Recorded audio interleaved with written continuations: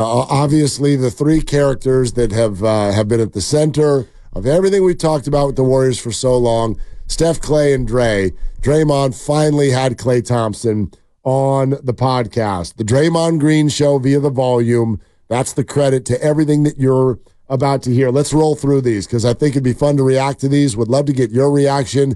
888-957-9570. Just make you feel good, bad, indifferent. Your reaction to what Klay Thompson had to say. Let's start here.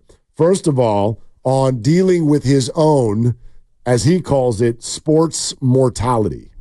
I was kind of grappling with that a lot this year. It's almost like your own mortality as an athlete. Like, man, I might not be able to elevate like I once did, or I might not slide my feet left and right like I once did, but I can still be a heck of a player if I just give gratitude and keep that perspective. Like I'm out here balling, because that was hard for me these last few years when when you go through injuries and you're so used to playing at a certain level, guarding a certain guy, shooting certain shots. And then you have to adjust all of that. That was the hardest part of my career. And it's still hard for me, when I'm used to scoring 25 in a quarter, locking up the best player. Now I got to pick my spots a lot more just precisely, which is fine. I've finally come to accept, look, I can still be a heck of a player. I can still be incredibly efficient as long as I'm having fun and being a good teammate. And you actually helped me a ton when you're like, lean into these young guys, lean into the fact you're a vet. You made X amount of money. You don't have to worry about nothing. Like you're playing for the love of the game. And I think once I realized that and I relax a little bit rather than trying to play for a contract or an all-star nod or some accolades, but rather just play for the love of the game. And the fact they get to play cards with the guys on the plane. We're playing ping pong last night after the game. We're having fun. That's the beauty of the game right there. Not trying to get another max deal or another endorsement, but just smelling the roses and appreciating all the work it took to get here. I mean, this is so relatable. It doesn't matter how old you are. You move through this, and whether it's the glitz and glamour of playing for the Golden State Warriors or just the fact that you can't go to the park anymore and make as many shots as you used to. I had breakfast with my dad. He's in town this morning. Maybe they're listening on their drive. I hope you all are being safe. They're on their way back down to Southern California. He is in his 80s now. He took my son a couple of days ago to the local school to shoot hoops. He said it took him almost 40 shots to make a free throw. And he used to be a good basketball player. Took him almost 40 tries to make a free throw. Hang in there, Tom. Well, the body doesn't work anymore the way that obviously, he's in his 80s. He's in his 80s, right? They have to. No longer a knockdown shooter. You got to make plans to handle a staircase now. You have to make plans. Right? You have to talk to people. You got to scout out handrails. Right? You got to find out what time of day is it? Is there light? Do we have people who can help us? You have to make plans for these things. So the only thing my only reaction to that, listen to what Klay's saying. I think what he's saying is great. It's almost a bummer that it sounds like it really took him a while over the last couple of years to get to that point. And it's challenging. I get it. But you also would have thought, with the two major injuries, that maybe he would have come out of those injuries with a little bit more of an awareness that that's the way it was going to be. Yes, but you know this, Mark, having been around so many pro athletes throughout your career and your life, these individuals have such an unbelievable ego because they have to. You have to have that level of self-confidence and hubris and arrogance and all the rest of it. So Klay gets hurt once, he gets hurt again, he comes back, and he's finally able to get out there and play. And even in the cut in Draymond's podcast, you heard him say, I kind of realized that I wouldn't be able to move laterally as well and be able to do quite the same things, but you still have the expectation that you'll be close. And when it doesn't happen, you get frustrated, and then you show Devin Booker your four fingers because you're a four-time champ and how dare you and all the rest of it. And so, as you know, Mark, getting older and you're not quite 50, but you're getting closer to it each and every day.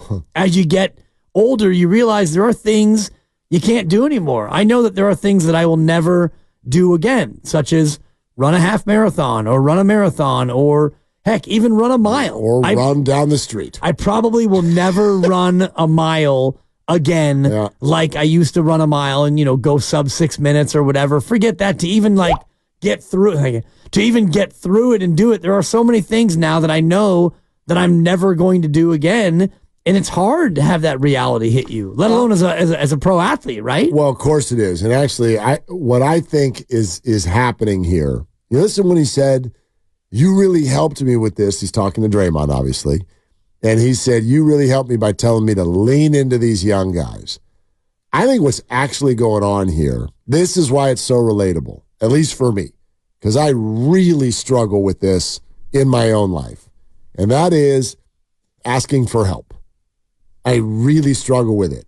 And you get put in situations where you have no choice but to ask for it. But for me, when I have to ask for it, I feel very guilty. I'm like overrun with guilt. And I mean, just think about it, right? We're here from like at least 1:30 to 6:30 every single day. Yep. And I got kids at home, and one of them's little, and boy, it would be better if I were there for him. Yeah. It would be better if I were there. So I got to ask for help all the time, and I can't stand it. And I think that's what Klay is really saying and going through when he's talking about lean into those young guys. Like, in other words, hey, the best player on the other team, Kuminga and Wiggins can guard them. Ask for help. Right. We suck at it. We're terrible at it. We don't want to do that. At least people who are doers, and obviously if you play for the Warriors, you're a doer. Yeah. You know, that's what sort of stands out to me, and I think makes whatever these struggles have been over the last year and a half for Klay, makes them a little bit more understandable. Yeah. I get it. And it also is, him coming to the realization that his race for the most part has been run. He's a 4-time champ. And as he mentioned in that cut with Draymond, he's made more money than he could probably spend in a lifetime. So legacy, check. Finances, check. What's left that he has to go out there and prove? There's nothing he has to prove to anybody, even if his career right now, if he never made another shot, he finishes out this year and he goes 0 for 88 or whatever it is, and he comes back next year and never scores another point in the NBA. His legacy is cemented. It's probably bronzed and statuified down at Chase Center. Totally. You're good. You've made more than $200 million on the court. Off the court, who knows, with his Anta deal. I don't know how much he makes from the Chinese shoemaker, but he's set. You're set. Your legacy's set. The only thing left to do is have fun. Play basketball and have fun. And the fact that Draymond was the one to speak life to that, I just kind of wish that Draymond would take his own advice and maybe take a step back from the anger with which he plays, because all these guys, Mark, you're set. Warrior fans will love you no matter what, no matter how this eventually ends. Just go out there and enjoy the game and play with some joy. I will say this, though.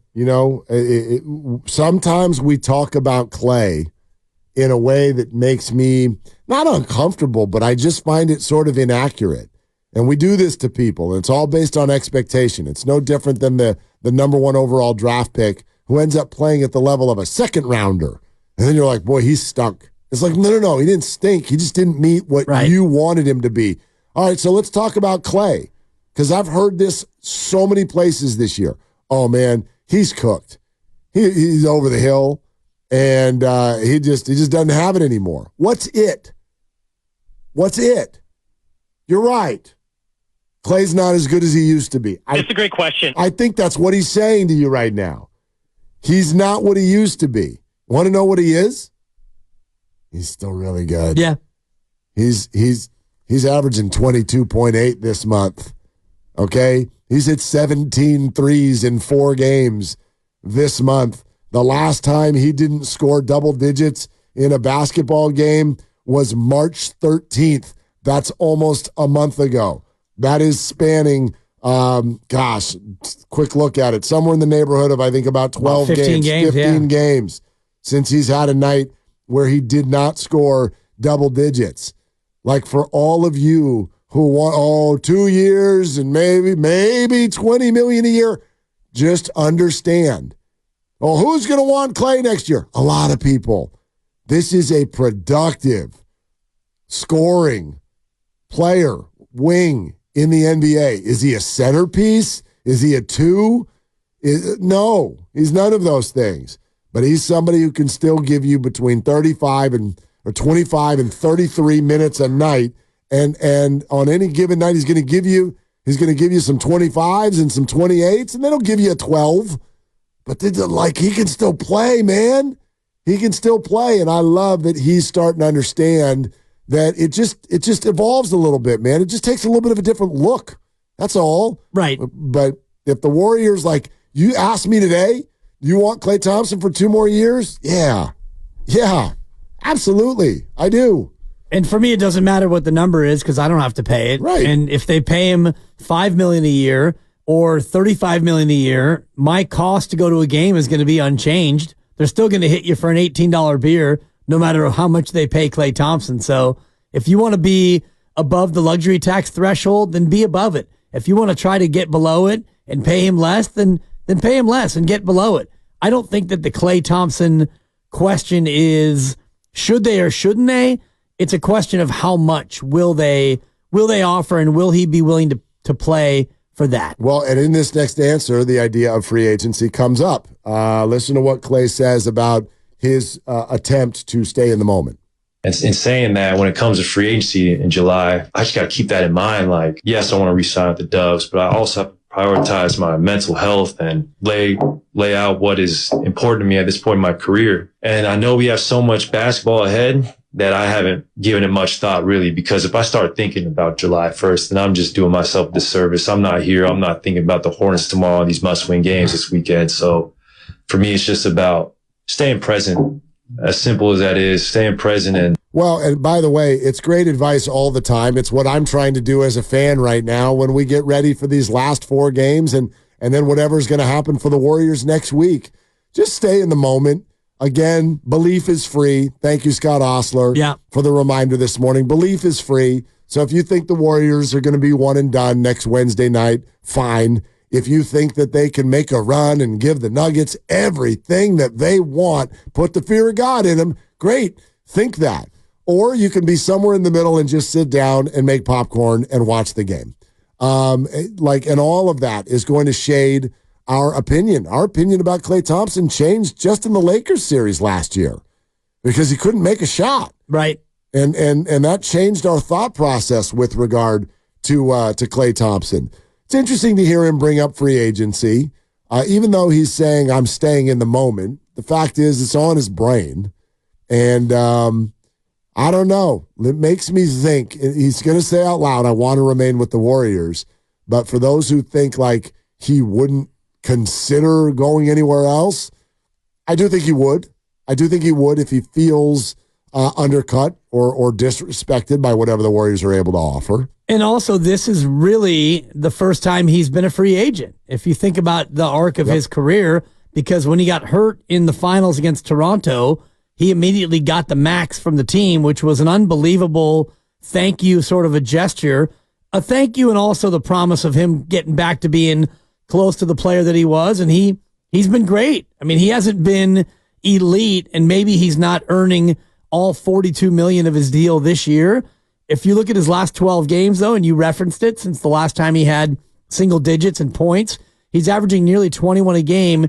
He's shooting almost 50% from the floor, 40% from 3, and he hasn't missed a free throw. So Klay is starting to play like the Klay of old as we get closer now, 4 regular season games away from free agency. Last time they were in L.A., he had a huge game, hit 5 threes, had 26 points, went 9 of 15 from the field, and that was the Warrior win in L.A. back on March 16th, and actually was the start of 1, 2, 3, 4, 5, 6, 7, 8, 9, 10, 11, 12 games in a row where he has now scored at least double digits. Okay, one more from Klay. And this was interesting when the conversation went sort of pointed toward Draymond and his absences this year and how that makes the rest of the team feel.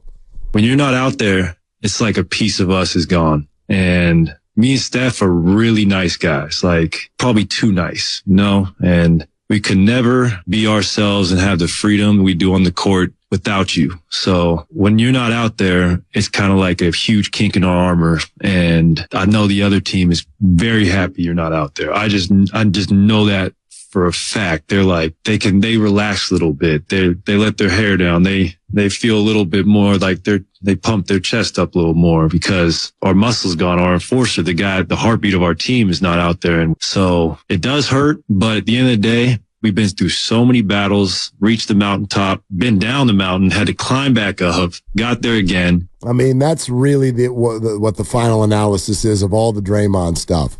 Again, I know it'll come back up in the offseason, and people will talk about whether or not you can count on Draymond or whether or not you're done with Draymond. I mean, that's what these next, and I know this isn't until July, and it's only early April, so we got 2 months before we're going to get some real decisions, but our opinion is going to be formed largely over the next 2 to 3 weeks, I think, in terms of what the Warriors can and should do. And I go back to the show we did the day after Steve Kerr called it unforgivable. Right. And Steph Curry put on Twitter, I'm never going to take these things for granted. And I think a lot of us are like, I think their support for Draymond Green, like I think they finally hit their breaking point. I look at that now and I'm like, no, they haven't. And they never will. They never will. Because that you just heard Klay say, that's how they feel. They've been through too much together. They're never going to not support Draymond Green. Yeah, no matter what. And that's sometimes maddening for fans to hear. I don't think you're wrong because you hear Klay say what he said. And, you know, Steph and I are nice guys and we need to have you out there because you're the dog and you're the guy who makes it so that we can play the way that we play because you have that ornery teammate who's willing to do all the dirty work and do all the hard things so that the Splash Brothers can just run around and shoot threes and not have to really get into the grimy part of the association. So as much as fans get frustrated and even the team themselves, they get frustrated, they deep down, I think, Mark, are saying what you're saying, which is we got to have Draymond out here no matter what. And when I say no matter what, they mean no matter what. No matter what. No matter if he punches a teammate or gets suspended for 15 games or gets ejected in a game where we absolutely needed him 3 minutes in, no matter what. No matter what means no matter what. And that's how they see it.